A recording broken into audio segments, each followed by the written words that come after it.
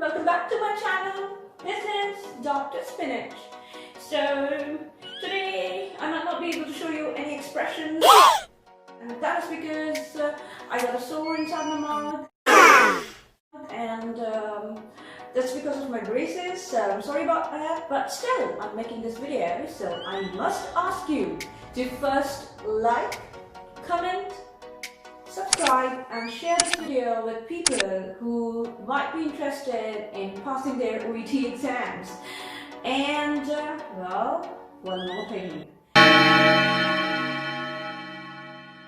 Do not forget to click on the notification bell down below so that you can get the updates as soon as I post the latest video. Okay, so without wasting any more time, let's get into action.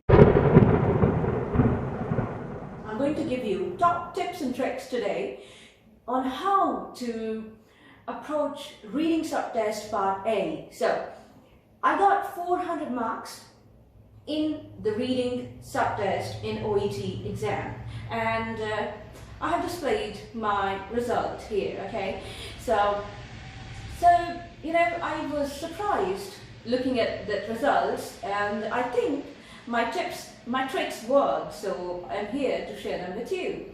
Okay, let's start. So reading subtest. Reading subtest consists of 3 parts. These are part A, B and C. Part A consists of 20 questions and 15 minutes are given to you for part A. After part A is completed, the question booklet and the answer sheet is taken back from you, and you're given a new set of question booklet along with the answer sheet, which consists of part B and C. Now part B consists of 6 questions and part C consists of 16 questions. Together we are given 45 minutes to solve this part. Okay, so in total we have 42 questions, and in order to get the qualifying score, that's grade B, you just need to correct 30 questions out of 42. So this equals to 350 points or marks. Wonderful, isn't it? So how you can get these 30 questions correct? Let's get into details of that. Now let's talk about approach to part A of the reading subtest. In this part of the test, you get 4 texts. Text A, B, C and D. The total time that's given to you is 15 minutes. Total questions, 20 questions. That means you have less than 45 seconds to solve one question. So what you should be doing in the beginning. So as soon as you get the booklet, what you should do is you start reading the text. But before that, let me tell you what these texts is about. Now let's take an example of Alzheimer's disease. All these texts are based on a common topic, on a similar topic. So the first text may tell you the definition and epidemiology of the Alzheimer's. The second might tell you the signs and symptoms. The third, perhaps the prevention, and the fourth, the treatment. So what you're going to do is first, as soon as you get the text booklet, you should be reading the heading, subheading, first line and the last line of the text. So text A, B, C and D. Headings, subheadings, first line and last line. In this way you're going to understand what this text is about. Okay, now you go back to the text after reading completely. You go back to the text and you tell yourself, okay, the text A is telling us the definition, epidemiology and statistics of Alzheimer's. Text B is telling us signs and symptoms. Okay, just put that in your mind. Text C is about prevention and D is about treatment. So now, but there's a challenge here. You have to complete this within 1 to 2 minutes. You should never be giving more than 2 minutes to reading the texts. Remember that. You should be completed by reading the text and aligning yourself to the text, right? And now you come to the questions. Talking about the types of questions that are asked in part A. These are match the following, sentence completion or short answer questions. So match the following are first 6 to 7 questions, then sentence completion and short answer questions follow. These are from question number 6 or 7 to 20. Okay, so the first thing you should do is match the following. And why? That's because match the following aligns you more towards what the text is about. So when you get a question, you get a question number 1. It says something, it states something. Now it asks you which of the text contains this information. So you have 4 texts, A, B, C, and D. You go back to the text, you already have that in your mind, okay, this text was about signs and symptoms. And well, this seems like one of the symptoms that's described in text B. Okay, so the answer is text B.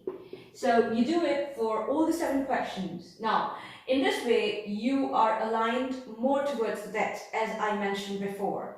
Now, when you come to question number 7 to 20, you now have more understanding of the text. So now, in sentence completion and short answer questions, they ask you about a specific detail to fill in. In this case, the skill required is known as scanning.